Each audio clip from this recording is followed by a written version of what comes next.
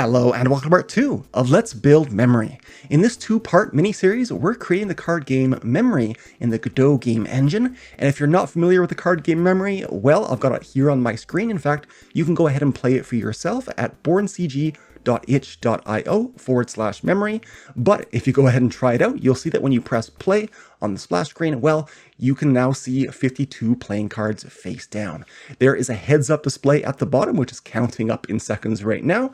And what I have to do here is flip over 2 cards at a time and hopefully eventually find a match. So if I click on a card, it flips over, there's a queen, and I'll flip over one over here. No, that's a queen and a 2, so not a match. So they flip back over and I can go ahead and try finding 2 more matching cards. No. And no, that was a jack, wasn't it? And a jack. There we go. I found a pair. They have grayed out, so they count towards my score. And once I reach a score of 26, because there's 52 playing cards, well, I've won the game, and I'll see a pop-up window that tells me how many moves it took for me to find all the matching pairs and how many seconds I completed the game in. So again, you can go ahead and play that for yourself at borncg.itch.io/memory. But more importantly, if you have not seen part 1 of this 2-part long-form mini-series, well, I'll put a link to that video up on the screen right now if you want to go ahead and create this game along with me from start to finish. If you would rather just go ahead and download the project, the whole folder to follow along with me in this video, well, I'll put a link to that zip file in the description area below this video on YouTube, so you can go ahead and download that zip file and then unzip it, and then I'll show you what to do in just a moment. If you are new to my channel, my name is Colin. Hello. I'm a high school computer science and digital media teacher, and I've been teaching here on YouTube primarily both in Blender 3D animation software and in the Godot Game Engine for about 11 years or so in total now, and I've also been a creative technology summer camp leader and manager for the last 15 years or so. So let's go ahead and jump into Godot. I've got my project folder here. I've got Godot here on my desktop. If I double click on Godot, it'll open up. I don't have any projects in my project manager, so I'll go ahead and press this little X here to get the project that you may have downloaded into this Godot project manager list. I'll go ahead and go into that folder, and then there is a .godot project file right here. And if I just go ahead and drag that into my project manager of Godot, you'll see it'll be listed right here, and I can go ahead and double click on it and it'll open up in Godot. When you launch the Godot editor, of course, you have your list of files down in the file system dock on the left bottom corner, and you have scenes. We have a game scene. If I double click on that, well, and I pan over, you'll see I have my blank table here. We don't have a lot in the game right now because we will generate a deck of 52 playing cards that'll be laid out in our grid object here. This is a container that will lay the cards out. If you select the grid and go over to the inspector, you'll see there are 13 columns in this container. And if we put 52 items in this grid container, there'll be 4 rows of 13 playing cards each. So if I go ahead now with my game scene open, I double clicked on game.tscn and I press the play scene button, well, I'll have my deck of playing cards up. And if I click on a playing card, it flips over. We have a semi-working game. If it finds a pair of cards, if I flip over 2 9s, well, it'll fade them out. And that's about as far as we got. If you keep on clicking in this project, you'll see that in fact, all of the aces are in the first column, all of the 3s are in the 3rd column. They are not shuffled. And at the end of the last video, I teased, well, we'll start off by making these decks or these cards in the deck all shuffled, and that's exactly what we'll do now. Just a reminder that in our project, we are creating cards based on a class. That's one of the new things we did in the first part of this 2-part video tutorial mini-series. We made a file called card.gd, and if I double click on that, you'll see it'll open up in my script workspace, and you can see we use this class name. This defines what a card is. We're not going to edit this at all in this video.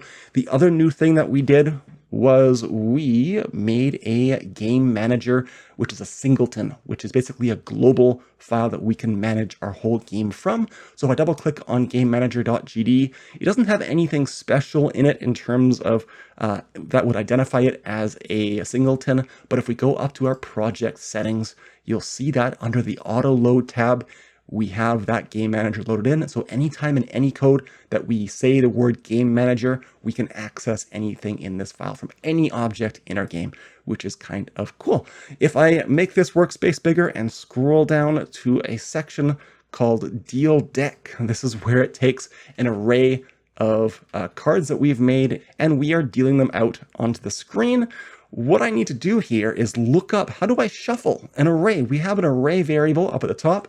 It's called deck, go figure. If I hold Control on my keyboard and I click on a keyword or a word that's part of the GD script in this editor, if I click on array with the Control key held down, you'll see that it'll open up the documentation of GD script's array object or data type in GD script. And if I scroll down, and of course I can always go back to my game manager code, but here now have array documentation open. You can see it looks like a little book right there that's open to a page. Well, if I scroll down, you will see eventually the word shuffle. Shuffle is a method built into the array data type in a GD script, and we're going to use that. Where did it go? Shuffles right there. If I click on the word shuffle, it'll zoom me down to a lower part on the page. It says shuffles the array such that the items will have a random order. The method uses the global random number generator, etc. So I'm going to go back to my game manager and I'm going to say, right before we deal the deck out, we are going to shuffle the array. So I'm going to say deck dot, and this is in my deal deck function, and it's the first thing. I'm going to say deck dot shuffle. And this is a method call, so I need round brackets there, and that's it. Now, when I go ahead and press play scene, I have my game scene open. If I press play scene, it'll play my game scene. And now if I click on two in the same column, they will most likely not be the same value. If I go ahead and put a hashtag where I click in that line and I press Control K makes a hashtag at the beginning of that line, or a pound sign. You can tell I've been talking to teenagers a lot in the last few months in my real life teaching job. A hashtag is a pound symbol. And if I press play, you will see now that that line is commented out. It will not count. So now if I go ahead and click on two cards in the same column, they're the same. But I might go ahead and leave it commented out. And now if I go and see and look at it, you know, there's a 4 and a 9. And a 6 and an ace. So they are shuffled now. That's how you shuffle. But I'm going to leave it commented out, Control K on my keyboard, so that it's easier for me to diagnose the game and see if I can find a pair or not. Okay. The first real thing I want to do in this video, though, is make a heads-up display. I'm going to close this output dock at the bottom, a heads-up display for my game. That is that panel at the bottom of my game that has a counter for the number of pairs that I've found. It has a clock or a timer in seconds that's always counting up. It tells me how many moves I've taken to find, or how many cards I've flipped over in the game to find all the pairs. So moves means how many pairs flipped. And I have a pause button and a reset button on the right hand side. When you make a heads up display in lots of games, chances are I'm going to be using that heads up display in many different levels of my game.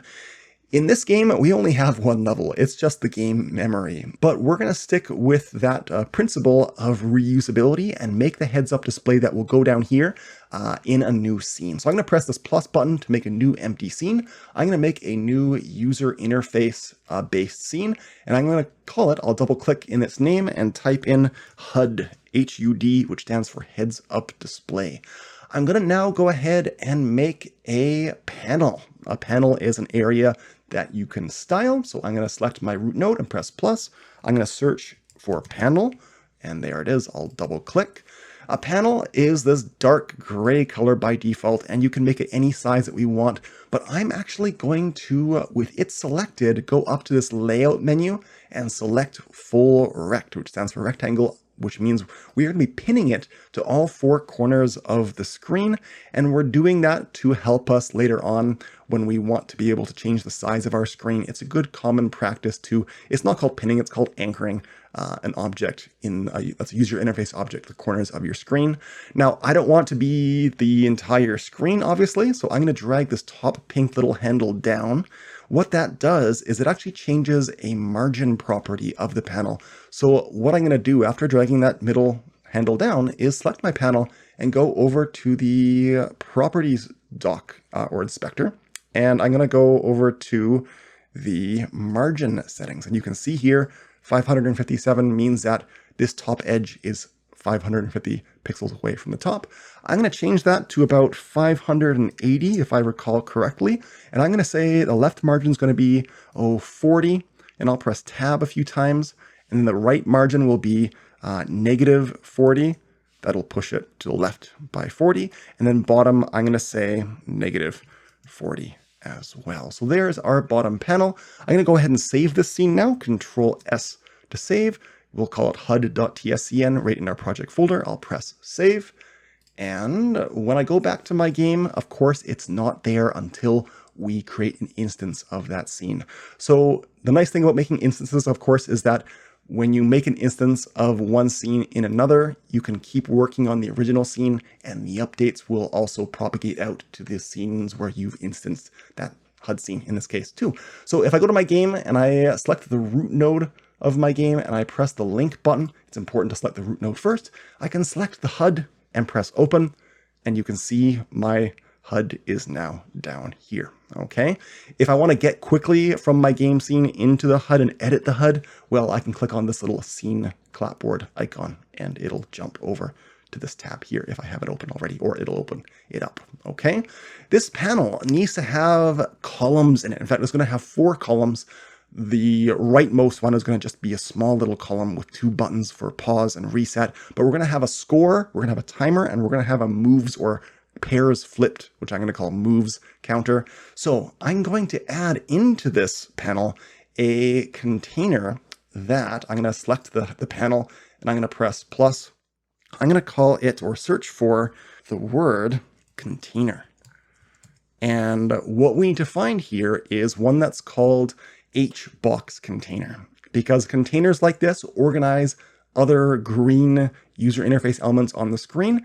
An HBoxContainer stacks things from left to right. So it makes columns essentially, which is what we want. So I'm going to select HBoxContainer, press create, and it's not big enough for sure. It needs to stretch the entire size of this panel. So I'm going to select the HBoxContainer, and I'm going to go to layout, and we're going to do the same thing again. We're going to say full rect. And what that means is it'll expand out as far as it can go to all corners. But in this case, because the HBoxContainer is a child of the panel, well, it only goes to the edges of the panel, which is nice. Okay, so we have an HBoxContainer, and whatever we make a child of this HBoxContainer, they will form columns side by side nicely for us, hopefully.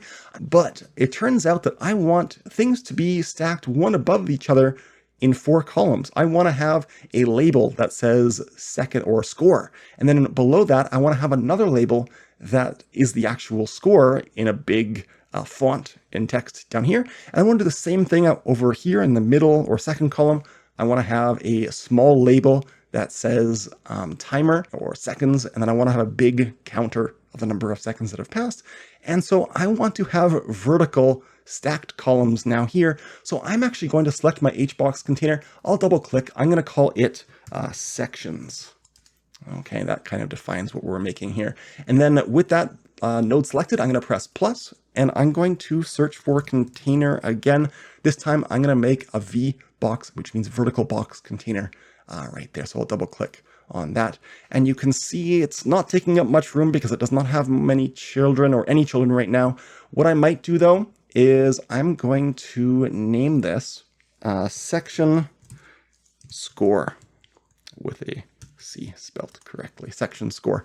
And with that section selected, it's a vertical box container, so anything we put will get stacked one above each other. I'm going to select it and press plus. I'm going to add a label, which is just a piece of text in a user interface. And with that label selected, I'm going to type in score. And you can see it's right there.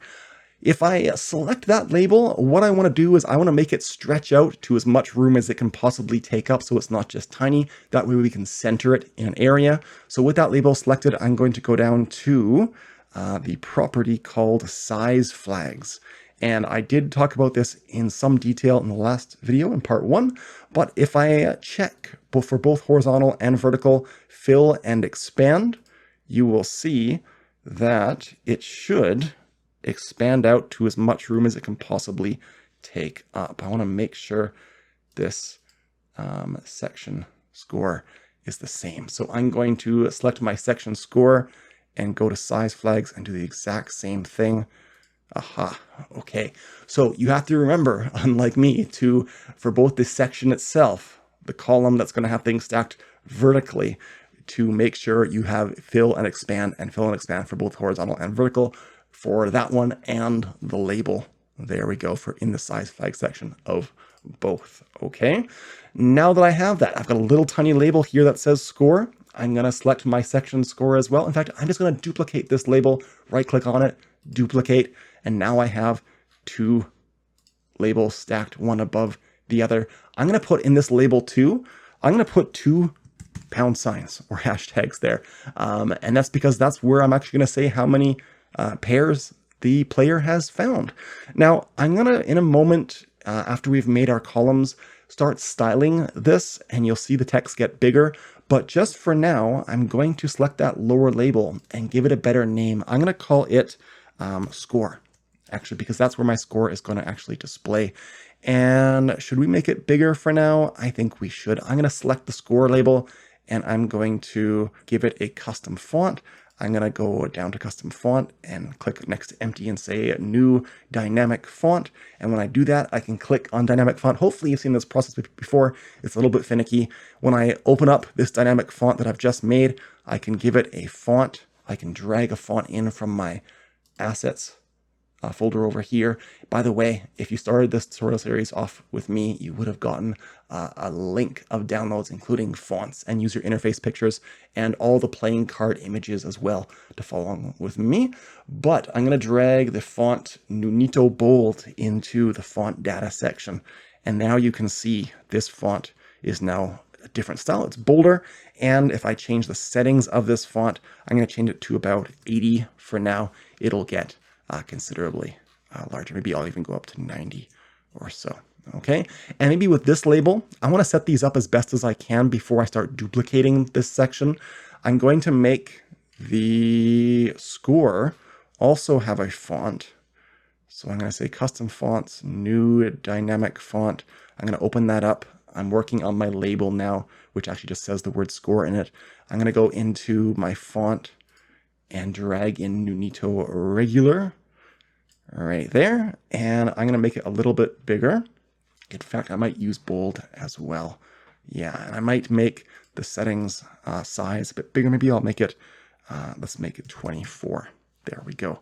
Now, what I probably want to do here is select both of these labels and center them. And I believe those properties, the center text, are up at the top. So if I select this top label, you can see it aligns left, but if I say center, it'll align it center. If I align it, I'm actually going to align this one to the bottom, so I have a little bit more space up at the top, and I'm going to align this one the same way, except I'll center it both aligned left and right and centered up and down as well. Okay, so I've got this section called section score. It looks pretty good to me. Obviously, it doesn't say the numbers in it yet because we're not playing our game and we're not counting cards yet, but we'll get there. I'm going to take this section score and right click on it, and I'm going to say duplicate. And when I do that, of course, it makes a copy, and you can see because this section for score and this section, which is going to be my timer. So I'm going to call this section timer. They are next to each other because they are in a HBoxContainer, which puts things side by side. Okay, this label up top, this one, I'm going to rename it to seconds. And there we go. And I'm going to name this label seconds. Okay, just so we have a different name on this one versus this one. Let's go ahead and do that again. I'm going to right click on section timer, right click duplicate right there. This one's going to be my moves. So I'm going to call it section moves. This is for every time a player clicks on 2 cards, that's considered a move. So on my label, which I'm not going to bother renaming it because we're not going to access this through code, it's just a label for the sake of being a label for the user to see what that's for. I'm going to call it pairs. I'm going to make my caps lock turned on. Pairs flipped. There we go. And I'm going to call this node moves. I'm going to turn off caps lock moves. Okay, does that make sense? We're going to do one more section here. So I'm going to duplicate section moves, right click, duplicate. This one though, I don't want two labels in. So I'm going to delete them, right click, delete nodes. Okay, right click on this one, delete nodes. Here, I'm going to put my two buttons. It's going to be my pause button. We're going to learn how to make the game totally pause and be able to be unpaused. And we're going to make a button for resetting the game. So this is going to be called section buttons, and I'm going to select that node and I'm going to press plus. We're going to add a button, but it's going to be a texture button. This is exactly the same kind of a node that all of our cards, our playing cards, are based on. It's called texture button, and it's right there. Notice how my card is right below it. We don't want to add another card though. We want to add just a normal texture button. Okay. When I do that, I need to make sure that I go down to my size flags and turn on expand and expand. So I've got fill and expand on for both, and that will make that button take up as much room as it can. I'm also going to go up to the texture section and open it up, and I'm going to go ahead and grab an asset that I've given you. It is in the UI folder in your assets folder. It's called pause.png. It's our pause icon for the pause button. This is going to be our pause button. So I'm going to drag that in with my texture button selected. I'm going to drag it into my normal texture, and there it'll be. Can I set it to stretch differently? Yes. With a texture button selected, one of its first properties is how it'll stretch the picture that you put in it. In this case, we're going to say keep aspect centered, and I'm going to say expand, turn that on. You have to turn that on for this to really take effect. And there we go. We have a button. It has a texture in it. It doesn't do anything yet, but we're going to add another one. So I'm going to right click on this texture button up here and say duplicate. And this one, I'm going to name it button pause. And this one, I'm going to say button reset, so you can gather what that one's going to be. With that one selected, it's the bottom one because it's the second one. I'm going to open up its textures and drag in my return icon. By the way, I got all of these card images and I believe the play, pause, and return icons from Kenney, KENNEY.NL. They have amazing resources there, including game sprites, including game assets of any type for user interface elements, 3D models, sounds, fonts, you name it. They sell packs, and they give packs and individual sprites and game assets away for free as well, but they obviously have some things that you have to pay for. But once you get any of their assets, I believe you can use them in your game without any licensing at all forever. Okay, they're not a sponsor of this video at all or me at all. I just appreciate what they do. So there you go. So we've got our button reset and our button pause. A thing that we haven't done yet is style this heads up display. But just to note, if I press Control S on my keyboard to save this whole scene, if I go back to my game, there's the updated heads up display. Okay, so if I save that as well, Control S, everything is nice and saved. My heads up display needs some styling, and one way you can do styling is by creating a theme. And if you make a theme, well, you can actually style a bunch of different user interface elements like fonts and labels and pictures. Anything that's basically a green element, you can style it in one file, and then you can reuse that file in different parts of your game. So that's what we're going to do. I'm going to select my root node of this scene, the HUD, in my HUD scene, and I'm going to go down to the theme section in the inspector, and I'm going to make a new, I'll click on the little arrow, a new theme. When you make a new theme, that's what you get. You don't get a lot, but if I click on that theme, you will see this bottom dock pops up, and it shows me how everything will look. It's kind of a weird way of having a user interface. This is what my default theme is. It's the old Godot, I think it's Godot 2 maybe theme. If I'm wrong, correct me in that in the comments below. It's this purpley theme. And as I change things in my theme, the look of this area will change. How do I change the look of these things, like buttons and the background panel color and anything? Well, I'm going to click on Edit Theme, and there's not a lot of options here. The one that you want to select is Add Class Items. If you select a different one, I'm not going to help you out. This is the one that you want, Add Class Items. If you click on that, you can now select, it's not a great interface here, I think. You can click on the two little dots, and you can select the type of thing that you want to create a new style or edit the style of. In this case, I'm going to style how a panel looks. So I'm going to look in alphabetical order for panel. There it is. I'm going to select it and I'm going to press, I don't know why it says add all. I'm just going to press add all, but we're just adding a style for panel here. That's just one thing. So add all. And well, what it did is with this theme expanded out over here, you can see now I have this panel section, which I can expand out, and I can keep expanding, and this panel has no style. Well, what I can do, I'm going to scroll down so you can see my panel here. I'm going to give it a new, if I click on the little arrow next to the style panel, I'm going to give it a new style box flat. And when I do that, aha, things changed, or at least the color changed. And the color changed down here. If I click on this again, I know the user interface is not amazing, especially since you have to expand so many things and you don't really know what you're doing in here. You can't really do much in here except for test it out and see what things look like down here. But everything that you change is a property over here in the inspector once you start making and adding class items into your theme. This is kind of like editing a CSS file if you're not new to web design and you know what a CSS file looks like, where you're defining perhaps classes or you're creating rules with different properties. Well, when we went to edit theme and add class item, we basically made a new rule for a specific thing in this panel. And now over here in the inspector, we're editing it. So I'm going to make this have a different background color. I'm going to make it a lighter background color. I'm also going to change its corner radius. So I'm going to type in 20 and 20 and 20 and 20, and I'll press enter. You can press tab to go through all of them one by one. So there we go. I'm going to add a background or a drop shadow. So in the shadow section, I'm going to change its size to maybe, well, we have to give it an offset as well. I'm going to say 3 and 3. You can see a little shadow there. Maybe I'll try 5 and 5. There we go. And I'm going to make the color a little bit more transparent. I'll turn the alpha channel down. There we go. Okay. So I'm fairly happy with that. You can also give a theme a default font. If I collapse my panel settings here, we can give the default font a new dynamic font. And I'm going to open that up now and choose a font. I'm going to use that Nunito Bold font that I had before. And if I go to my font, default font theme settings, I can change the color. Settings, no. Extra spacing, no.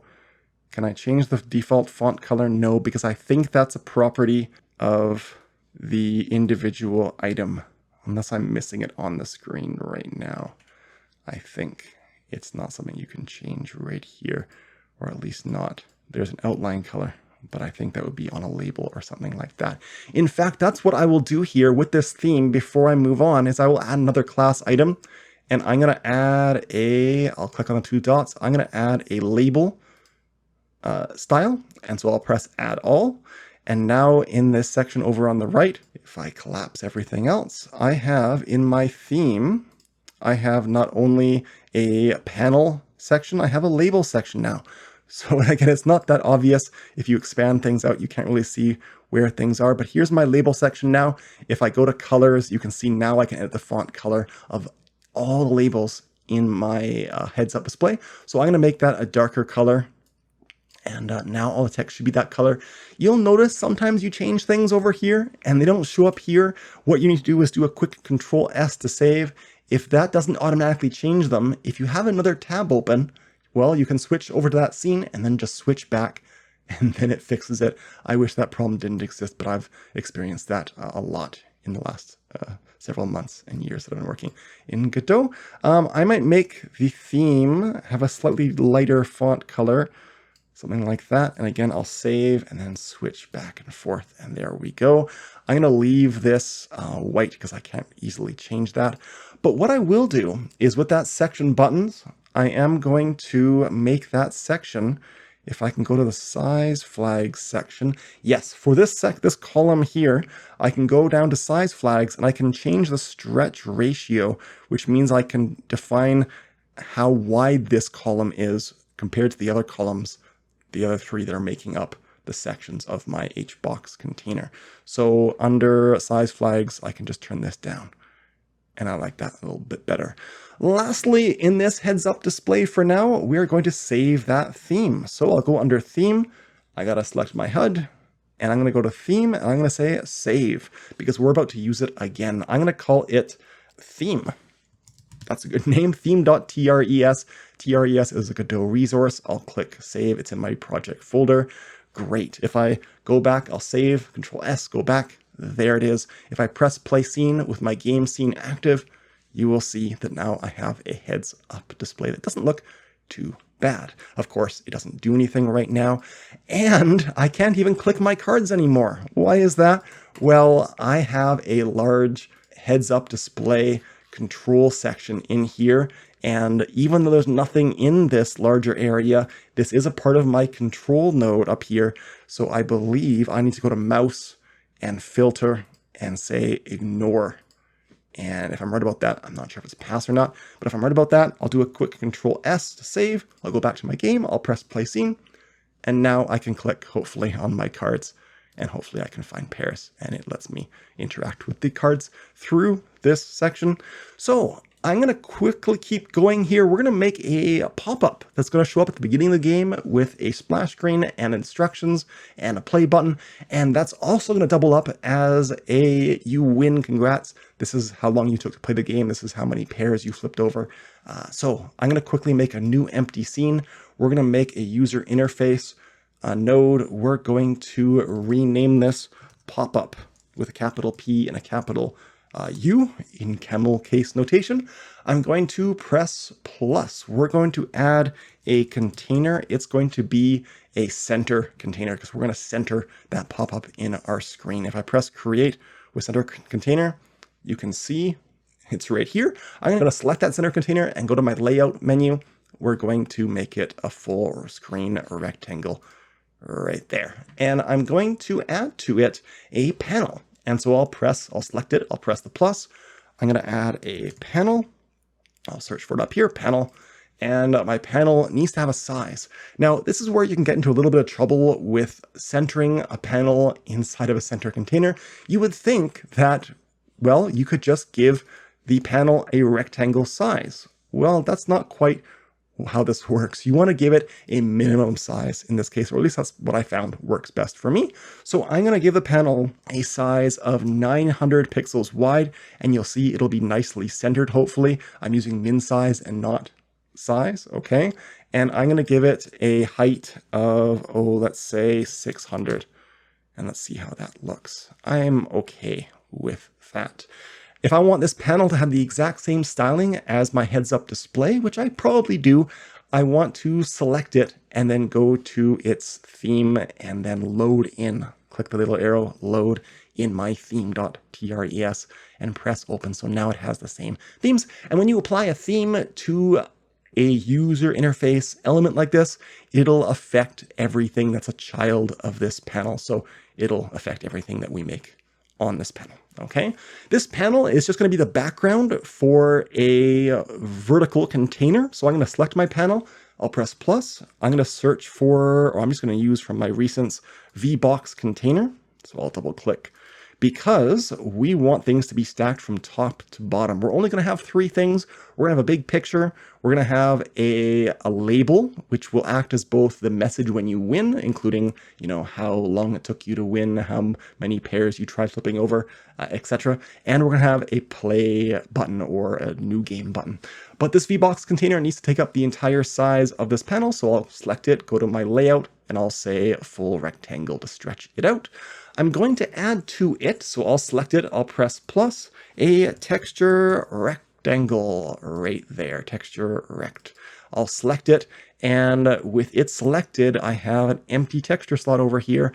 I'm going to go down to my file system doc, and in my user interface folder, which I've given you in the previous videos downloads, I've got a title.png. I'm going to drag that in to texture of my texture rectangle, and there it is. It's BornCG use memory. I made this graphic in Inkscape, which is another open source graphics illustration program. And I want to make sure I am expanding it or enabling expanding, and I'm going to say keep aspect centered. And if I save, Control S, this scene. It'll name it popUp, which is my root node's name, and I'll press save. Can it show up if I flip back and forth? No. I believe that's because I need to change its size flags to fill and expand and fill and expand. And there we go. I've noticed that if you don't have other tabs open and you can't do that little trick, sometimes nothing works. And so you get frustrated and you delete and you try things 10 times. But know that you need to turn on expand, keep aspect centered, and then open up your size flags and make sure that the top two are selected for vertical and horizontal. And then you should be able to save and flip back and forth, and it should work. So there's my label, which tells the user what the game is. I'm going to go and select my VBoxContainer again, and I'm going to press plus. We're going to add a label. And because this is a child of the VBoxContainer, which is a child of the panel, well, this label should have the same theme as my heads-up display, which is nice. This, I'm just going to say temp text, and that's what it looks like down there. If I select it, is it going to have a font? Well, it should have the custom font that I set up before, at least in my theme. I'm going to go ahead and make that a little bit bigger. You can override the styling properties of things in a user interface element like this panel, like my heads-up display, or like my pop-up here, that already has a theme or a style applied from the theme. You can override that theme with new things over here in the inspector. So I can make the text bigger, or I can give it a different font if I want to, even if it needs to override the theme. Hopefully that makes sense. So I'm going to select this label. I'm going to make sure it's aligned, centered, and centered. And I'm going to make sure that this label has a bit more breathing room. So I'm going to make it taller. So I'm going to go to its rectangle properties, and I'm going to say min size for the Y. I'm going to make it 60 to give it more room. And this should automatically scale to fit, because that's the option that we selected. I'm going to go over to the labels. I believe I need to go to its custom fonts, and I'm going to give it a new dynamic font because I want to make it bigger. And so I'm going to give it that same font, Nunito. I'm going to use bold, I think, for all of my fonts here. And I'm going to give it a font size of 24. And I think that looks fine to me. What I'm going to do is I'm going to give this text the correct text, at least for my starting splash screen when the player starts or first opens up my game. So I'm going to say, instead of temp text, I'm going to say flip over matching cards to earn a point. Find all 26 pairs to win. Okay, that seems like a pretty good message to me. In this VBoxContainer, which is stacking things from top to bottom, we also need a play button. So I'm going to select my VBoxContainer, press plus. I'm going to add a normal button, not a texture button this time. We're just going to put text in it, so a button will do. It's going to be down here. I'm going to give it a text. I'm going to say play now. This text property of a button puts that text on there. And I'm going to make this button have a different rectangle size. I'm going to say the min size is going to be 60 as well. Maybe even a bit more than that, maybe 80 at the bottom. And this picture should shrink automatically upwards. Now, the text is not the right size, and I don't want this big, dark default button thing looking there. So I'm going to select the button, and I'm going to go up to the top, and I'm going to turn flat mode on. And when you do that, basically the entire button will disappear except for the text, and it'll just be a text-based button, which is pretty standard in lots of video games. But my button needs to have bigger or a bigger font. So I'm going to go down to custom fonts on the button's properties in the inspector, go to font, make a new dynamic font. I'm going to use the dynamic font needs, there we go. I need to open up this little blue outlined section there. It needs a font. I'm going to make a new, or I'll drag in Nunito bold. There we go. And I'll change the settings, maybe up to 60 or so, maybe 50 or so. And I can also give the button a color.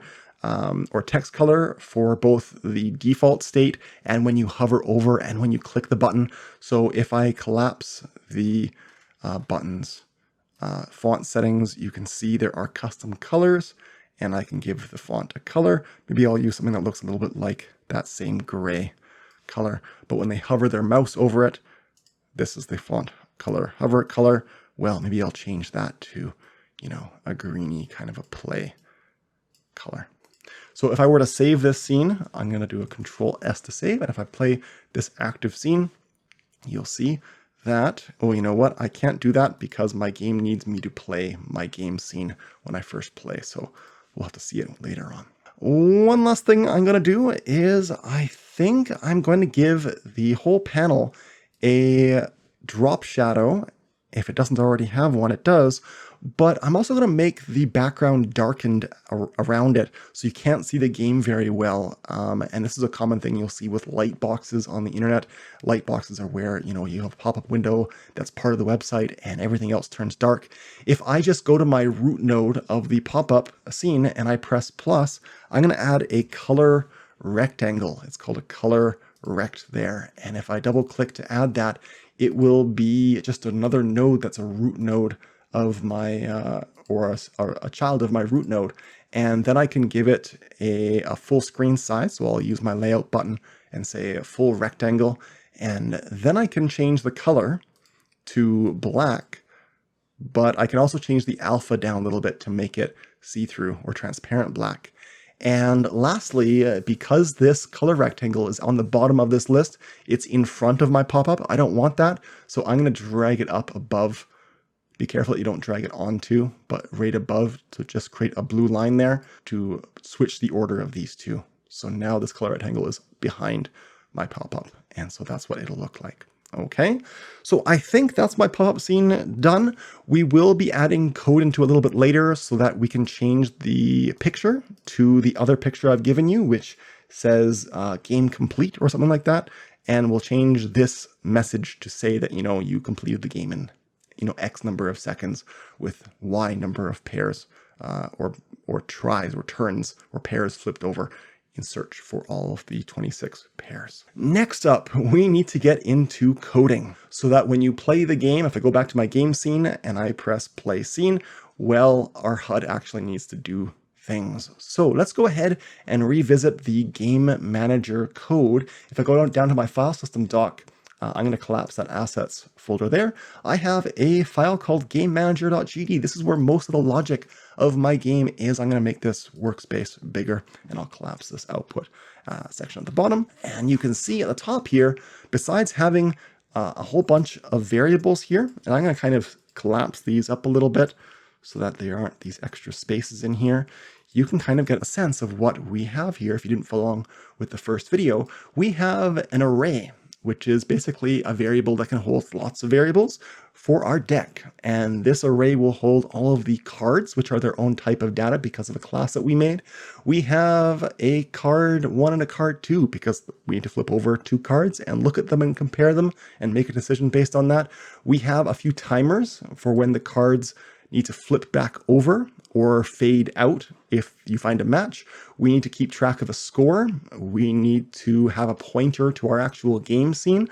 And we have functions to do things like, well, set up the timers in our game, fill the deck with playing cards.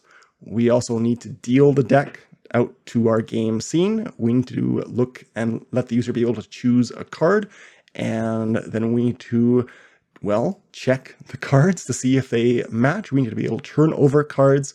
We need to be able to turn the cards or fade the cards out and score in our game if we find a matching set of cards. So you can see our functions are fairly well named, but what I need to do here is make a few more variables for the different aspects of, well, the HUDs, especially functionality that we don't yet have. We have a variable for score, right, that keeps track of how many pairs we've found, but we'll also need to add a variable, so I'll make them right now, a variable called seconds. And this will keep track of how many seconds have been played because we have a timer on screen on our HUD, and we'll start that seconds counter at 0.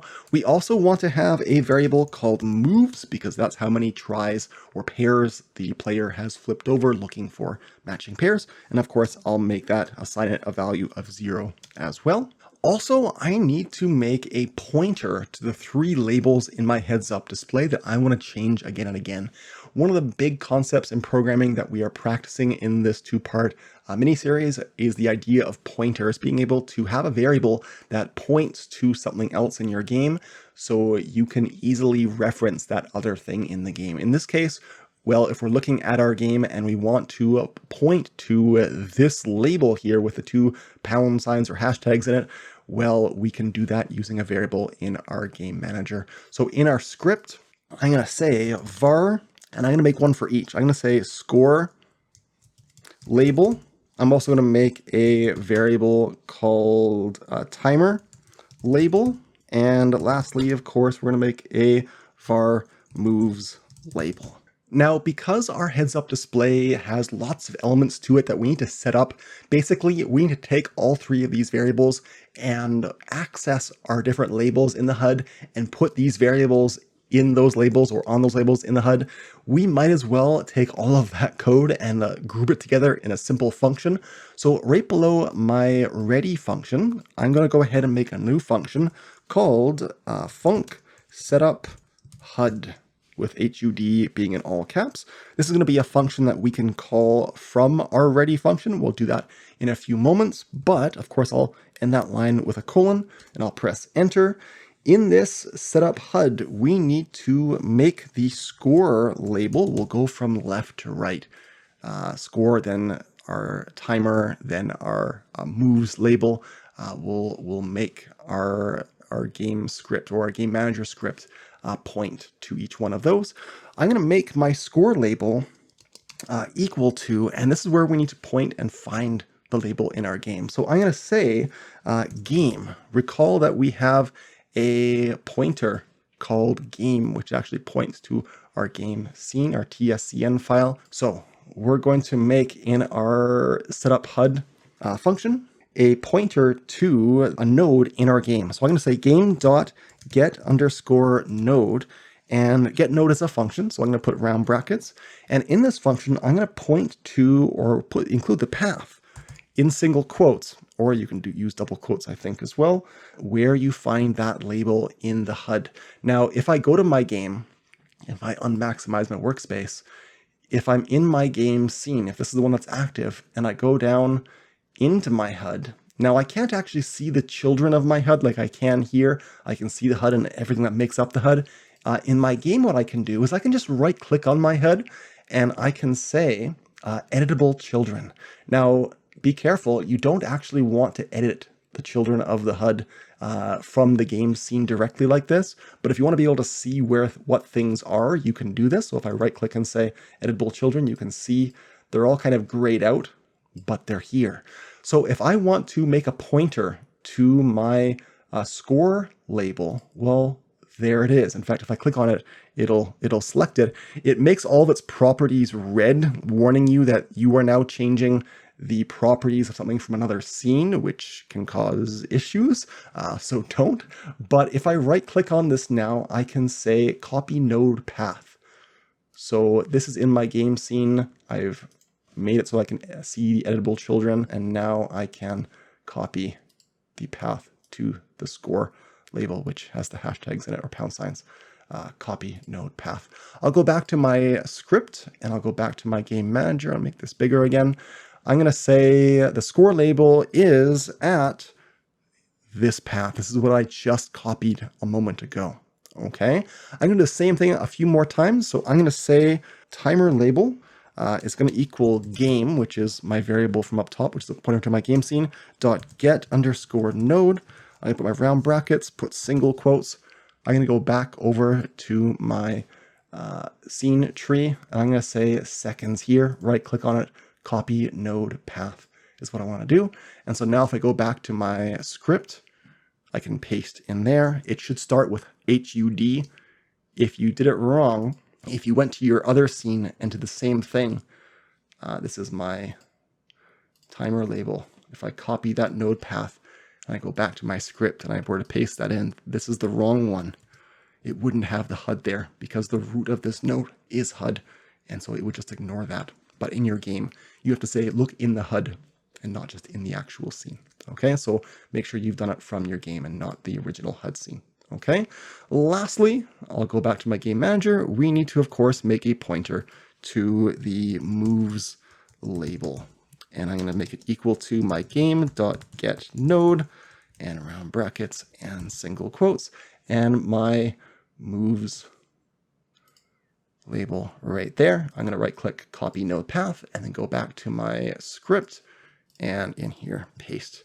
So if you need to pause the video at any time, of course, pause the video and make sure you have very similar code to me and you've done things in the same way as me for the most part. But let's go ahead and keep moving on. Once you have pointers to all of these labels, well, we can actually put text in those labels instead of just seeing pound signs or hashtags. So I'm going to, now that I have pointers to those HUDs, say, well, I want to make the score label. This is what I can actually do now. I can use the score label and say, hey, make the score labels text. So I'm going to say score label.text equal, and this will actually make the score label display whatever I want. Now I want the score label to display the score. And you might think I might just say, hey, make the text equal to score. But that won't work because the score is a number, it's 0, and this piece of text, the label is expecting a string. A string is a word or sentence or a piece of text, it's characters. This is a value number, so it won't work. We have to convert a number into a string using the str function. And that's what you do. You put the score in round brackets of a call to the string function, and that should work. So I'm going to do the same thing for my timer label. Label.text is going to be equal to the string of the timer. And it's actually not called timer, it's called seconds. And I'm going to say moves label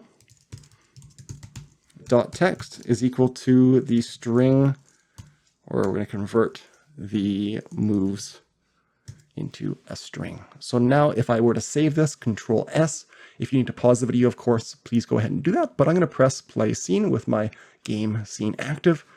And now you should see, I was going to say we should see the numbers in here. But what I've forgotten is we have this function called setupHUD, which we haven't actually called at all. We have to call this function called setupHUD from our ready function, which is a function that gets called automatically when the game first loads. So right here, I'm going to call setupHUD bracket bracket. And so now if I do a Control S to save and I press play scene, hopefully we now get our heads up display with 0, 0, 0. If I were to change these values to, let's say, 1, 2, and 3, and I press play scene, I get 1, 2, and 3. Okay, so it's showing the values that I've assigned to the variables in my code. So let's go from left to right here. If I take a look at my game, the score is the first label I want to affect. And this is an easy one because we just need to add 1 to the score variable and then update the score label every time you find a matching pair. So I'm going to go ahead and find that section in my script. And of course, I've got this little preview section that I can just drag my workspace viewport up and down to find that section. And I believe we have a function called match cards and score. This function gets run when you find 2 cards. I believe there's a delay or a timer that calls this because you want to wait a second before it actually fades the cards out. But we're not just going to print the score out. We're going to update the score, which we have actually already done right here. I was going to add that line in. But now I'm going to say score label dot text, you've seen this before, is going to equal a string version. We're going to convert score into a string using str and score just like that. So if I were to save this, Control S, and because I believe, have my shuffling turned on, that's why I've left it commented out with a # or hashtag, you can see now that if I find a matching pair, lucky 7s, the score goes up to 1. If I keep going, hey, I've got a score of 2 and hopefully now a score of 3. So we have done 1 out of 3. seconds. We need to create a timer to let us count in our game each second that has passed. That is pretty easy because if I go over to my scripts, my script workspace, and I collapse the bottom panel, you can see that we already have a function called setupTimers. We have a timer for flipping over cards. We have a timer for matching two cards, which will wait a moment before feeding the two cards to make them darker. This one waits a moment before flipping the cards back face down to look for two more cards. We're going to create another timer. Remember that we have a timer variable up here. It's actually an instance of, or we're creating a new timer node type. I'm going to make a new var called seconds timer. And I'm going to make it equal to a timer.new. Recall that a timer is something you can also add to a scene by going over to your scene tree and adding a timer. It's actually a node type, but we're doing it programmatically because it makes sense not to actually have it somewhere, just to make it in your code whenever you need it. Okay, so we need to set this timer up and actually add it into our game. It's called seconds timer. I'm going to go down to my setup timers, and I'm going to be a little bit lazy here. I'm going to copy and paste. We made a match timer, so I'll copy that, Control C. In the same function, I'm going to paste it. This time I'm going to call it seconds, or I'm going to talk about seconds timer. And I'm going to connect it, which means that when it times out after each second, it's going to call a function in our code, which we have not made yet. I'm going to call it count seconds. Do we need to make this counter only run once? In other words, is it going to be a one-shot timer, which the other ones are? The other ones only count down once and then stop forever. This one, we want it to keep counting, so I don't need this line, which makes that timer a one-shot timer. No, we're going to let it count again and again and again. And the default for every timer, that timer node is 1 second, so I don't even need to adjust that at all. What I need to make sure I do is make it added to the scene, so I got to make sure I change this from match timer to seconds timer, like that. I also need to, though, make sure it starts, because the other two were triggered by an event. This seconds timer needs to just keep counting as soon as the game starts, again and again and again. And the default is 1 second, and that's exactly what we want. So I'm going to say seconds timer dot start, and start is a function call, so that's what we need. But we don't have a function called count seconds, like we're telling it to run here every time the seconds timer runs out. So we need to make this function. I'm going to put that function right below this setup timers. Why not? It's visible right here. So I'm going to say func, and we're going to call it count seconds. And we need to, every time we count a second, to add 1 to our seconds, which at the beginning of the game is set to 0. So we're going to use that seconds variable here. I'm going to say seconds plus equals 1. That's the quick way of adding 1 to a variable with this increment operator here. Plus equals adds whatever you put on the right into the variable on the left. And then we need to get the timer label, I think it's called. Timer label. Yeah, I wish I had called it seconds label, but I didn't. Dot text is going to equal. We're going to convert seconds into a string. str, and then round brackets, and seconds there. So hopefully now, if I do a Control S to save, and I have my game tab scene active, and I press play scene, hopefully now it will start counting up, and it is. And if I find a matching pair, hey, I've now got a score of 1, and it keeps on counting. Next up, we need to, of course, make our pairs flip count go up every time you find either a matching pair or even a not matching pair. It should count up by 1. So right now in my game, I found 2 4s and I found a not matching pair. So this should be at 2. Where should we add that code? Well, I'm going to go ahead and collapse this bottom doc and look for, well, the function that we have called choseCard. When you find a card, when you click on a card and it's nothing, that means we don't have it chosen yet, and we haven't chosen any card. This is basically saying, hey, flip over our first card, and this elif is flipping over our second card. If we are flipping over a second card, it's then going to check them. Even if it checks them, which is right here, even if they match or don't match, we need to count that as a move, even if they match or don't match. So we could put the code to count up our moves in this check cards function, but we might as well do it when we're choosing the cards right there, right before we check the cards. Right here, I'm going to say moves, move those moves plus equals 1, and I'm going to say moves label equals the string of moves. So now hopefully when we flip over to cards, no matter what, we'll add 1 to our moves. If you need to pause the video, please do. That's in our choose card function. I'll do a Control S to save. I'll press play scene. And now hopefully it'll count. If I find a matching pair, it didn't quite update. So I'm going to quickly pause this video. Oh, you know what? You probably spotted it before me. I don't need to make the moves label equal to the moves variable converted to a string. I need to make the moves label dot text property. So I forgot the dot text here. That's an easy one to forget. So without that, you are actually trying to make the label itself or a pointer equal, a string of the number of moves.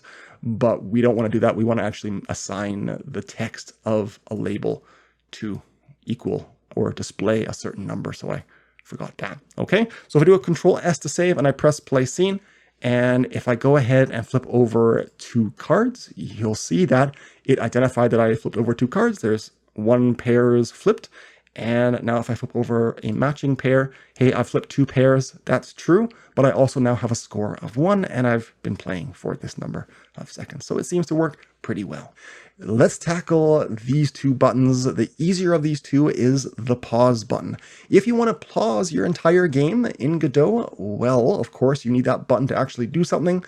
I could go ahead and make that button in my HUD actually call code in my game manager or somewhere else. To save a little bit of time, I'm going to go to my HUD scene and I'm just going to give that button itself, called button pause, its own code. I've been avoiding that in this project, but for now, let's go ahead and select that. I'll press plus to add a script to it up here with that button selected, button pause, and it'll be called buttonpause.gd in our project folder. That's fine. I'm going to say no comments as my default template here. And I'll press create. So here is our button script. When we want to check to see if a button has been pressed, you could use a signal. So if I go ahead and select, let's say the button, and I go over to the node tab over here, and I go down to this pressed signal, I could set this up this way. Instead, what I'm going to do is I'm simply going to use the underscore pressed function of the button. Just like underscore ready runs whenever you first load this object into a game. That's what the ready function does on any kind of an object. Buttons have a special function built in called func_pressed. And I didn't know about this for a long time, amazingly. I'm actually not sure if it works for all buttons or not, or just texture buttons. I don't see why not. But whenever you click on a button, this function will be called if you've implemented it. What I want to do if they press the button, well, first off, let's just go ahead and test it. I'm going to do a quick print. And I'm going to say, pause the game, and exclamation mark, why not? I'll do a Control S to save. If I go back to my game and I press play scene, well, if I click on the button, it says pause the game. So it works. But obviously we don't want the button to just say pause the game. We want to make the game actually entirely pause. To do that, we're going to call a function called get_tree. You would have seen this before in previous videos of mine in Godot, or if you've used Godot, obviously, to change a scene in the game. Get_tree is a way you can access basically the root node or the tree structure of the game, your game project itself. Accessing the game tree actually allows you to access a function called set_pause. And when you call set pause, you can either put in this function calls round brackets true or false. If you put true, you are setting the game's pause property to true, which makes the entire game paused. Let's go ahead and do a Control S to save, and I will press with my game tab active the play scene button. And now if I press or don't press the game at first, you'll see the seconds counter is timing or counting up. If I press pause, hey, the seconds paused and I cannot click on cards. None of the game works because it's all paused. The problem, one of the problems is that the pause button itself is now paused and there's no way to undo it. I'm clicking, can you hear it? I'm clicking and it does not work. To stop that from happening, every single node type that I know of in Godot, including if I go to my game and in fact the HUD itself, and if I select that pause button and go to the inspector, every node type that I know of, including the button or texture button, has a section called pause. And the default value is inherit. That means that this button inherits the pause attributes or this pause property from its parent. And I believe the default for almost everything is just inherit, or, pause when the game is paused. Don't work when the game is paused. To stop this button or allow this button to continue working even when the game is paused, so you can unpause the game, we're going to turn this to process. And I'm not sure why that's named that, but if you have that button set to process, now you should be able to unpause your game, or at least access the button and be able to click on it. The problem is now, though, that even though the button will work, it only knows how to pause the game and not unpause it. So I'm going to go back to this code. We're going to do an if and an else if statement here. I'm basically going to say if the game is paused, unpause it. But before that, I'm going to say if the game is not paused, pause it. If we have that if and that elif there, we can also change the texture on the button, because I want the button to turn to a play button if the game is paused, and if the game is just running normally, you'll see the pause button. So that's how it will work. If I go back to my script, of course, I'm going to make an if here. I'm going to say if get underscore tree, and this is almost the same. If I want to check to see what the pause property is underscore paused, and that will return true or false. If I want to check to see if the game is not paused, well, what I have to do here is put an exclamation mark. If you're familiar with other programming languages, you'll know that the exclamation mark means not. And so this basically now says if not the game is paused, or if the game is paused is not true, in other words, the game is not paused, then I want to make the paused be true. So I'm going to indent that line there. So if the game is not paused, this is the result. It's tabbed in. We're making it paused. And then I'm going to go and outdent to my next line. I'm going to say elif, and I'm going to copy and paste this. I'll be a little bit lazy. If the game else, pardon me, we get the game and it is paused, I want to make it not paused. So I'm going to say set pause to equal false. So hopefully that makes sense. If the game is not paused, make it paused. Otherwise, if the game is paused, make it not paused. But if the game is not paused, I want to pause the game. That means I want to take the texture on that pause button. If I go and look at it, I want to turn it into a play button, because when the game is paused, you should press play to make the game resume. So I'm going to go back to my script, and I'm going to add another line in here. We're going to say set underscore normal, and I think we've seen this before in the last video, set normal texture. And because this code is on a texture button, we can use this function call to set the normal texture. I'm going to load in a new texture here. So I need my round brackets, of course. Load is a function call that needs its own round brackets. And in here, I'm going to put in double quotes, I think I could use single quotes too, the path to a texture that I want to put on the normal texture of that button. Now, I'm going to go into my assets folder. I've given you all of these pictures here. It's going to be the play button picture. So I'll right click on that and I'll say copy path. And now I'll paste that up in there. So now if I want to make, the picture change, this is how I would do it. And I'm going to be a little bit lazy here. I'm going to copy that line, Control C.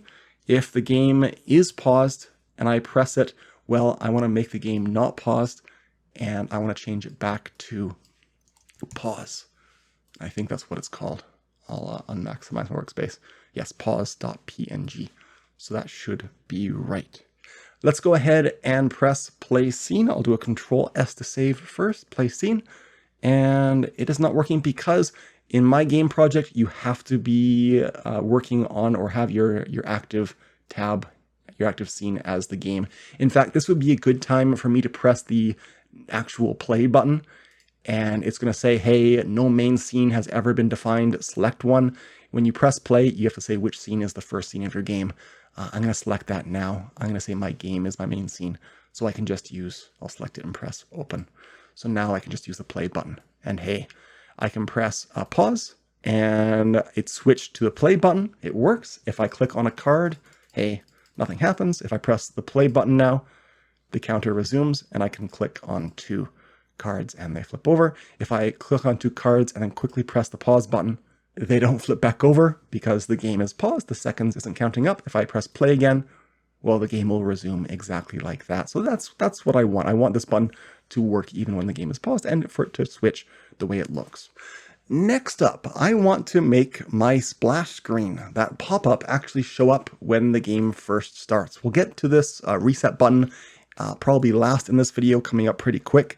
But when I press my play button, I don't want to just get into my game. I want to see that first splash screen.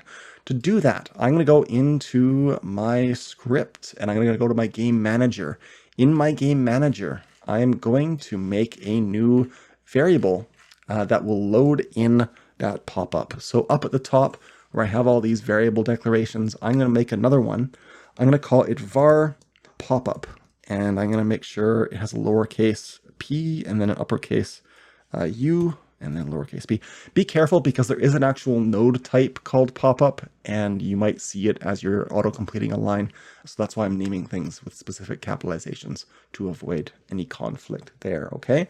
When you want to load in a scene to use an instance of it later on, well, we're going to use preload. And this lets you load, or before the game actually starts, load in a whole scene into another scene like we're doing right now. I want to preload in the scene, and I can actually go into my file system doc over here. I'm going to load in the popup.tscn. So I'm going to right click on it and say copy path, which is right there. I couldn't find it for a sec. Right click, copy path, and then I'll paste it into single or double quotes, I think, and it'll put res:// with capitalization proper, matching that one .tscn there. So now when my game first starts, I want to make a new pop-up, obviously.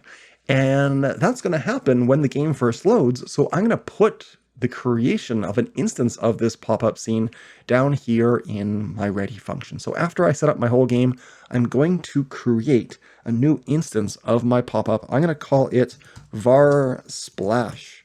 It's called a splash screen. It's that screen that comes up when the game first loads. And I'm going to make it equal to a pop-up. You see how there's some green ones there? I don't want that. I want to make sure I'm using the lowercase one. .instance. And I'm going to put my round brackets there, of course. And of course, I need to now add the pop-up scene as a child, or into my game as a child of the root node of my game scene.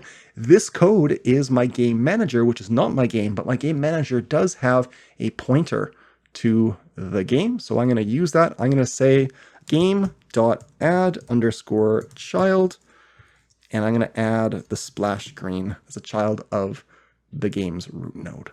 So let's go ahead and do a Control S to save, and I will press play scene. And as you can see now, hey, it has a dark background and it has a play now button. And now I can see that green hover that I might want to change later on. But if I click, nothing happens. Wonderful. So that's a problem. And you can see it's counting below the splash screen. I don't want to start counting until we obviously are actually playing the game and not when we're looking at the splash screen. So a few things we need to change there. In fact, what I need to do is go to my pop-up scene and we're going to give my pop-up root node some code. One, because we need to change some of the things on this splash screen when we complete or win the game, like this message and the picture in it. We also want, when you see this, we want the game to pause so we don't get that counting, and we need the button to work, and I might as well put the code for the button on the root node of this scene. And that is a good choice for us to do, because when you press this play now button, it actually deletes the instance of the pop-up from your game, and lets you actually play the game and see the cards below it. So let's go ahead and select the root node. We're in our pop-up scene here. I'll select the root node. I'll press add script to it. and we will call it popup.gd. That's great. So here it is without any comments in it. First thing we'll do is I'm going to, when this scene first loads, we're going to get the tree of our game and we're going to set it to be paused. So I'm going to set pause true. And that should work. We also need to hook up that play now button. It's called just button, and make it actually run a function when we click on it. So I might as well do that right in this pop-up code here. I'm going to make a variable right up above the function called var play button. And I'm going to make it equal to play button. We're going to make it equal to, or point it towards the node where it actually is. So I'm going to say get underscore node. And in there, I'm going to put the path to where I can find the node in single quotes. I'm going to just go ahead in my pop-up scene, right click on the button itself. And I'm going to say copy node path like that. And I'm going to go back to my script and I'm going to paste that path right there. It's in a center container right there. It's in a child of a panel. It's a child of the VBoxContainer. It's a child where it is the button. Okay, so that's the accurate path there. I might as well make that a little bit bigger on my screen so you can see it. We also need the play button to be connected to a function. So when you click on it, it actually does something. So right below that line, I'm going to say play button dot connect. And when you want to connect a button to something, this is how you do it. If you're doing it from somewhere else, in other words, another node's script, you can point to that button. You can say dot connect, and then you have to put 3 parameters here. You need to say what signal you're hooking up on the button. Well, we're using the pressed signal. And then I'll put a comma, and I'm going to say, where are we calling a function? Well, we're calling a function in this code file. So I'm going to write comma self. And lastly, we're going to, in our third parameter after another comma, name the function that we want to call when the button is pressed. So I'm going to say, we're going to name this function new game. That seems to be a good name. Now, we need to be very careful here because we have paused the script and or our whole game, and then we are still running code. So and in order for the button to actually work, I need to have the button already set up before we pause the game. So I'm going to cut that line Control X and I'll put it right below Control V so that this code will run and then we'll pause the game. I also need to make sure that if I go back to my splash screen and I'll unmaximize my workspace there, that I select that button and I make sure that I turn on its pause function. I'm going to turn on to process.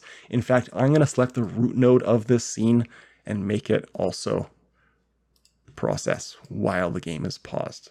Okay, so everything in here will still be active, including the button, which is good because the script is on the root node as well. So hopefully that should help. So now when we press on this play now button when our game is running, we need to make this whole splash screen disappear and we need to unpause our game. And we actually have to, in the background, reset our game. You'll see why in a few moments, but let's go back to our pop-ups script.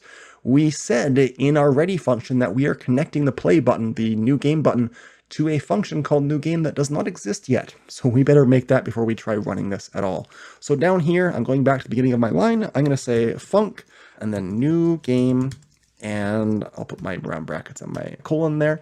I'm going to say get tree, and I need a set pause, and then I'm going to say false because I do not want my game to be paused anymore.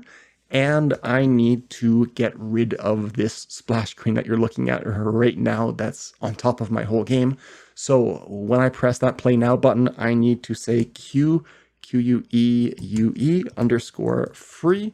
And it's a method call or a function call, so you need to put round brackets.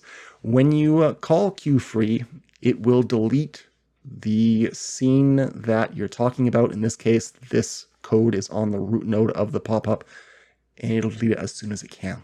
Okay, that's why you're saying basically queue, which means line up to free this from memory to delete it. So it'll delete it not maybe immediately, but very, very quickly. Okay, so if I press Control S to save, if I press play, am I going to get an error? Yes, I am, because I forgot the period there. Okay, I'll press stop, I'll press play, and it should work. I've got a darkened background. It's not counting up. I can see the bottom of the 0 there. If I press play now, the game starts. I'm counting up. I can find 2 cards. Those ones don't match. These ones do. Look at that. And I have flipped 2 pairs in 10 seconds, and I have a score of 1. Now I should have a score of 2, and I've flipped over 3 pairs in 15 or so seconds. So that's what we have so far. Looking pretty good. What about that reset button at the bottom? If I go back to my game and the HUD, this button here, this is a little bit more tricky than you might think, because when you reset your game, you essentially need to delete your whole deck of cards. You need to make a new deck of cards. You need to deal them out to the screen, and you need to reset all of your score, your seconds, and your pairs flip to 0, and refresh the labels in your HUD. It would be nice if you could just refresh your game level, like switch to a new scene. I have not gotten that to work, but I think this is a nice practice in coding. So what I'm going to do is, in my script of my game manager, I'm going to make a whole new function that resets my game. And I'm going to call it Go Figure Reset Game. Where should I do this? I'm going to do this right below my ready function. It's going to be called func reset game. Now let's think about this a little bit logically. We have an array. It is full of cards, and those cards are really their own objects, their own things in code, and I need to delete them all. But the deck, which is an array, still will have all of those pointers. Even if I get rid of them off the actual game screen, when I press play, you can see them all. If I press, oh, you know what? I've got this reset game. I need to have a pass in it until I actually put real code in that. That's what you need to do. You can't have an empty function in GDScript. It won't like that very much. So if I press play now, I have to delete all the actual cards, and the array, I need to reset it to basically have no pointers to cards in the array of 52 cards. And then I need to make a whole new deck and fill it up. First, let's go ahead and write a loop. I'm going to use a for loop this time. I avoided that in the last video. A for loop is very quick in this case because I can make a variable on the fly called C. I'm going to say for C. And if you haven't seen this kind of syntax before, just follow along and see if you can kind of understand what's happening. I'm going to say for C in range. And I could put a number here like 52, but instead I'm going to do this a little bit more intelligently. Hopefully, I'm going to say in round brackets, I think, I'm going to say deck.size. And this deck, of course, is my deck array. And when you want to know the length or number of items in the array, you can say the array's name .size. And size is a function call that will return how many things you have in your array. This is going to be a loop because we have a for. And for each card, that's what the C stands for, in the array, we're going to delete that card. So I'm going to say deck, and then to access a value in the array or one of the objects in the array, I'm going to put deck and then square brackets and then C in the square brackets. Basically, this will count from 1 or 0 to the length of the array. Arrays usually start counting from 0 and go up to 1 less than their actual overall size. I'm not going to get into it. This code should work. I'm going to say deck C, which is, going to be deck, the first card in the deck, and then the next time it loops, it'll be the second card in the deck, and then the third card in the deck. This is going to be a number. This variable, when you make it in a for loop, is a number that I think starts at 0. So I'm going to say deck C dot Q, Q-U-E-U-E underscore free. And when I call that, it should delete that card, and then it'll loop through 52 times the size of the deck and delete all of the cards. I also need to make sure there are no more pointers existing in that deck. So I'm going to say deck.clear. And this is after my loop has finished. So the cards are actually deleted. Now I'm deleting the pointers. I'm going to now reset the score to 0, seconds to 0, and the moves to 0. And of course, those are just the variables. We need to update the labels on screen. So I'm going to say timer label dot text is going to be equal to the string of the seconds. And I'm going to do this in the right order. I'm going to say the score label dot text is going to equal the string of the score. And last but not least, I'm going to say moves label dot text equals the string of moves. There we go. Now that I have an empty deck and all the cards are off the screen, I need to make a new deck of cards, fill up the deck, and deal the deck onto the screen. Luckily, we already have all of that code separated out into their own functions. So we have a fill deck function and a deal deck function. So I'm going to call those two right from this resetGame function. So I'm going to say fill deck and deal deck. There we go. When are we actually going to call this resetGame function? Well, there's a couple of times. We're going to call this function when in our game, I'll go ahead and look at my game.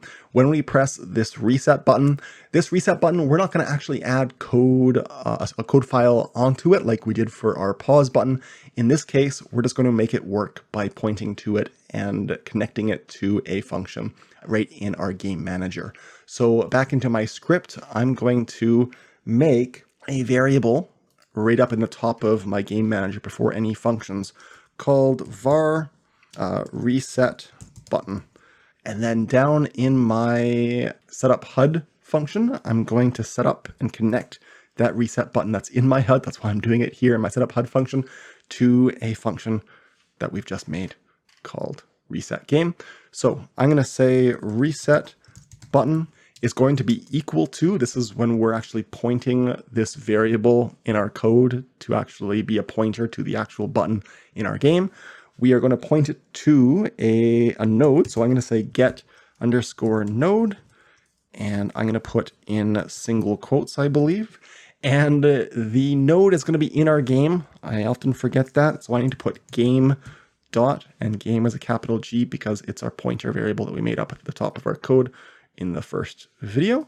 We need to go and get the pointer to the reset button in our game. So I'm going to go back to my 2D view. It's right here, the reset button. So I'm going to go over to my scene tree right here and right click on button reset. And I'm going to say copy node path.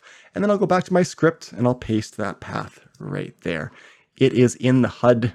It's in the panel in the HUD. It's in a section. It's called section buttons, and then it's called button reset right there. So that is a valid pointer, hopefully.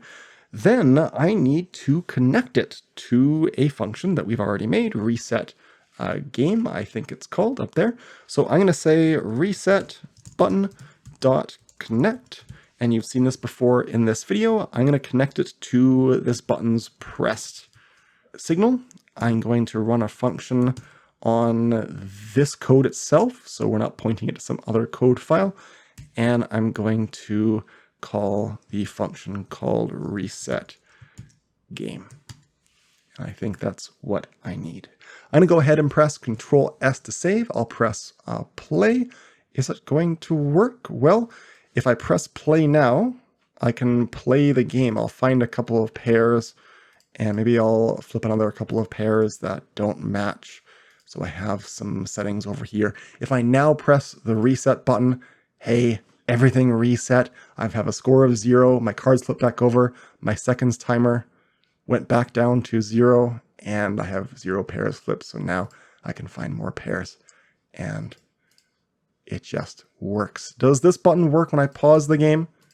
No. And that's up to you. You could go and change that pause property to not inherit and it would work, but I'll leave that to you. One other place that I might want to reset the game is when I press this play now button. Now, obviously right now when I'm first launching the game and I press play now, the game has already been reset. The game is fresh. It doesn't have any cards flipped over. Obviously things are set to 0, 0, 0. But when I win the game, that same pop-up is going to show up. We're going to, when it shows up in a moment, change the graphic on it and change the message on it, that text, to say, you know, how many seconds we took and how many pairs we had to flip to win and find all 26 pairs. But that play again button should reset the game in case you're seeing that other version of the pop-up. So I'm going to go to my pop-ups code, and when I press the new game button, it calls this function called new game. Before we unpause the game, or maybe after we pause the game, before we delete the pop-up, we're going to say game manager dot and then reset game. And again, that's a bit redundant when you first start up the game, but it's going to be useful for us when we're seeing that win message, which is what we're about to create now. So if I press Control S to save and I press play scene, it should work just as before, but obviously I want to be able to win. In our game manager's code, I'll go to the game manager and scroll up and down. I'm going to find the code. I'll get rid of this dock at the bottom, where we are deciding if we win or not. And the most logical place for that right now is this function called match cards and score. This is where if you have a set of matching cards, you add one to your score, you update the score, you make the cards faded out, and then you reset your card 1 and card 2 to null, and you print the score. We can get rid of that. Right here, we're going to do an if statement, and we're going to say if the score is equal to, and this is where we can say, you know, 26 if we want to make the full version of the game. But for testing, what I'm going to do is make a variable called, and this is going to be a little bit of a cheat for me. I'm going to say var goal, and I'm going to say 2. Later on, we're going to change it to 26 before we finish the game. Okay, but for now, we'll just make it a variable up here so we can change it up here later. Down at the bottom, I'm going to say when my score, or if my score is equal to the goal, which normally should be 26 pairs. It's the goal number of pairs you want to flip over. Then we want to create a new instance of that splash screen and show it up on the screen, or make it show up on the screen. Up at the top, I have preloaded, I think, the pop-up. So I can just make a new instance of it. That's the name that I'm making an instance of, that variable pop-up with lowercase p at the beginning. So down here, if my score is equal to 2, which is the goal right now, we're going to say var win screen equals pop-up dot instance. And be careful with that pop-up. There's another node with the same name but different capitalization. That's green when you start typing that, so be careful. And so the pop-up should show up. And if I do a quick Control S to save, of course, pause the video if you need to get that out for yourself. If I look at my pop-ups code, when I first load a pop-up, it pauses the game. So that should be fine. That should work. If I go back to my game manager, if you need that code again, there it is. But I'm going to go ahead and press play. If I now press play, it'll hide that splash screen pop-up. If I find 2 pairs, there's 1 pair. Oh, there's not a pair. And there's a pair. And that goes away. Oh, you know what? I forgot to add 1 line of code here. If my score is equal to 2, that means I've flipped and matched over 2 sets of cards.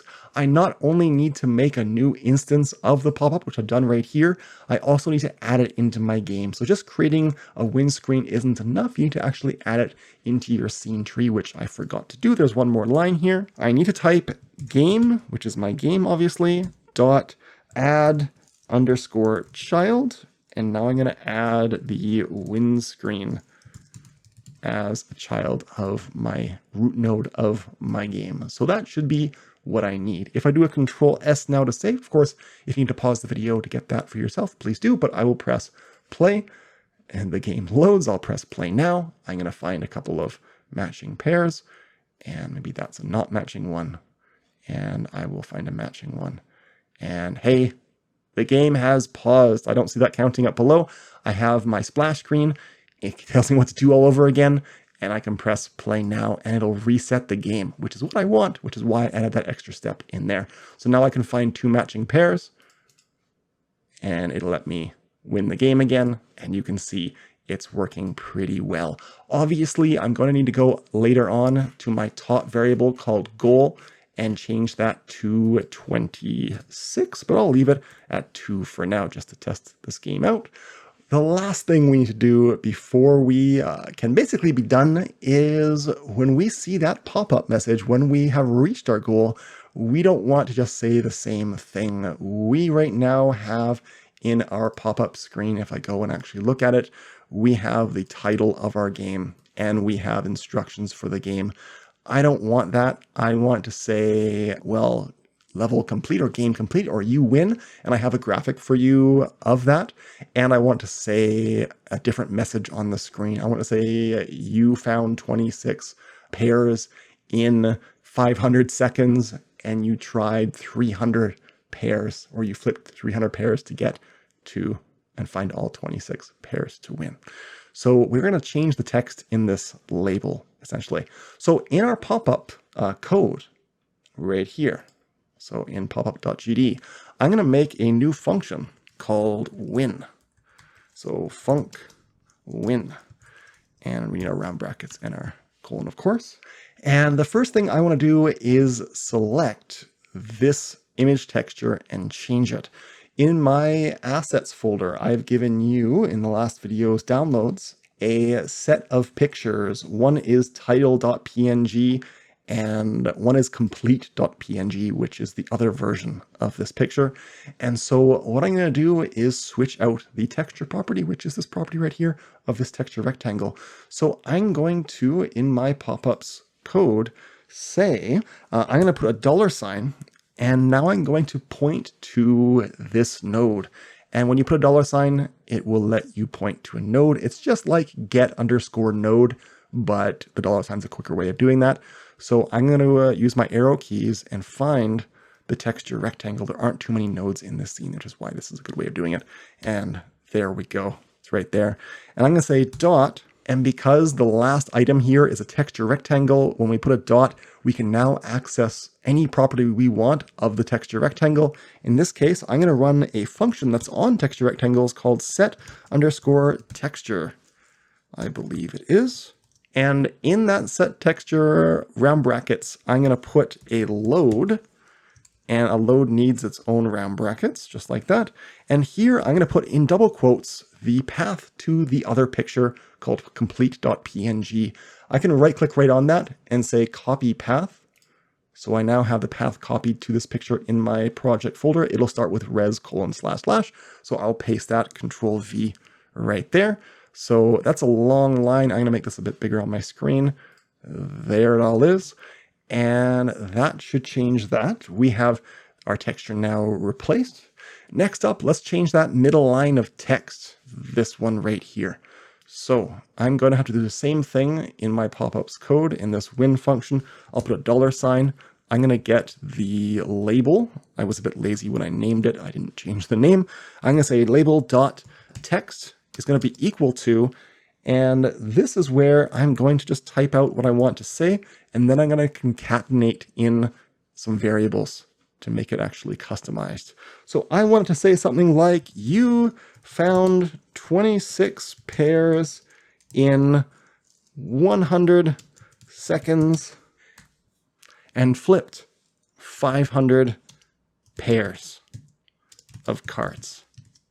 Okay, so if someone flipped 500 cards in 100 seconds, that would be amazing.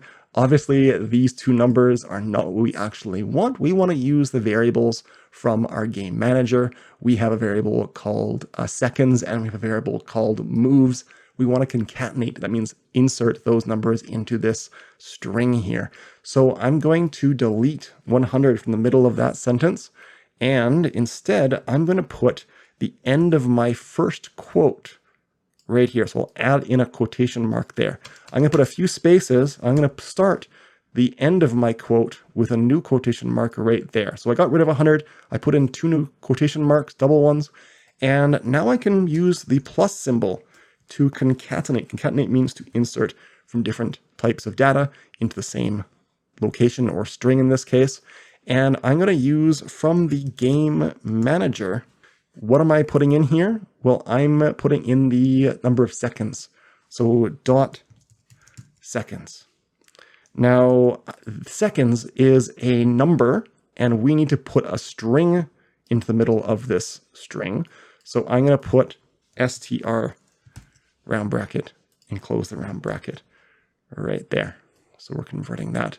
We also need to change this one. This is how many moves they took to do that. So I'm going to, this is getting a little bit frustrating, get rid of that word 500. I'll use my arrow keys. I'll put an end quote and then some pluses and then the beginning of the end of that sentence. And then in here, between the pluses, I'm going to put str. I now need to convert it to a string. And then in the round brackets, game manager dot, and this will be moves.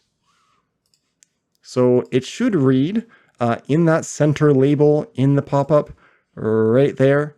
It should say you found 26 pairs in, 327 seconds and flipped 102 pairs of cards.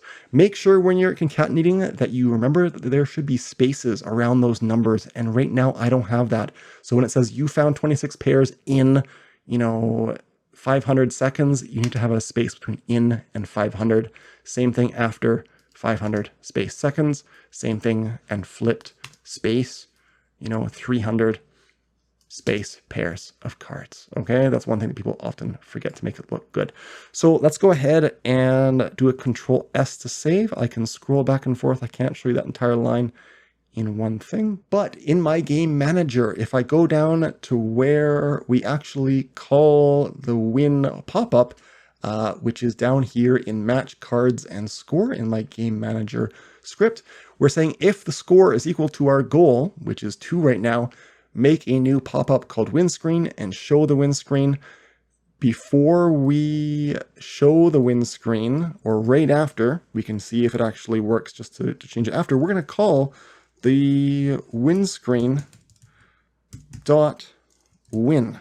And that's that function that changes the picture and the message to the win message that says how many seconds you took to win the game and how many cards you flipped over, your number of moves, in other words. So that line added, that should do it. If I do a Control S to save and I press play, I should now be able to press play now and flip over 2 pairs. In fact, I'll flip over 3. And there we go. It says you found 26 pairs in 5 seconds and flipped 3 pairs of cards. That's all true. It says game complete now instead of memory by BornCG. And I've got a little promo here so people know where to learn how to make this game. If I press play now, hey, it resets the game. Seconds started from 0 again. I can find more pairs. And last but not least, I think everything is done except, well, we need to make sure we are shuffling our deck of cards, which is when we are dealing the cards, which is right here. I've got my # or hashtag, Control K should get rid of that for you. I'm shuffling my cards now, and I need to make sure I get rid of that number 2 and change it to 26. And that should do it. So now if I press Control S to save and press play, I have a working memory game. I might want to customize the colors a little bit better. I think I might make the background of my panels in my HUD and this pop-up a little bit brighter and change the font colors and things like that. I don't like this green, but it says the instructions when I first play. I can now play my game. I don't know where the cards are. This is literally just me playing the game, and I got a score of 1. That's great. They faded out. That's great. And I can keep playing. And obviously it's going to take me a little while to win. Does the reset game button work? Yes, it does. If I find a matching pair or in the middle of playing, can I pause the game? Yes, I can. I can walk away and then resume. The very last thing we need to fix in our game project is when we press play. And if I go ahead and press play now, what happens when we change the window size of our game? If I grab the corner and just stretch the window to make it smaller or bigger, well, less than ideal things are happening right here. This is happening because of the way that we set up the anchoring in our game to make the game table, the green background, and the grid container that contains all of our cards. We anchored all these things to the corner of our window, but our heads-up display used margins to define how far away the top of this heads-up display is away from the top of our game window. And when we scale our game, well, the cards get spaced out in different ways, which doesn't look too great, and the HUD kind of collapses if we go too far. So to fix this, let's go ahead and change some project settings. Under the project menu, we go down to project settings, and then under the first general tab, we'll scroll down on the sidebar to the section called display. In display, there's a subsection called window, and this is where we can, of course, change our game window's resolution.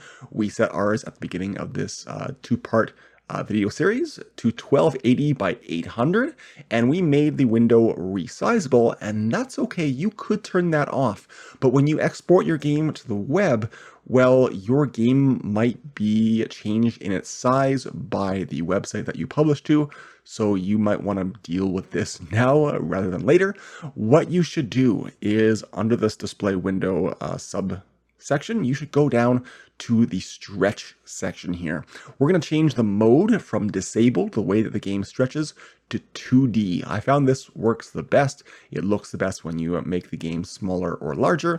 And we're going to make the game, when it stretches, keep the aspect ratio. And that means if your window changes in its shape, like how wide it is versus how tall, you will get black bars on the top and bottom or left and right, but at least your game will not stretch. So I'm going to go ahead and say keep for that 2D and keep. I'll go ahead and press close. And now if I press play and then I change the size of my game, I'll go ahead and press play now. You can see that, well, my game does not stretch in a not that nice way, and everything kind of stays in place.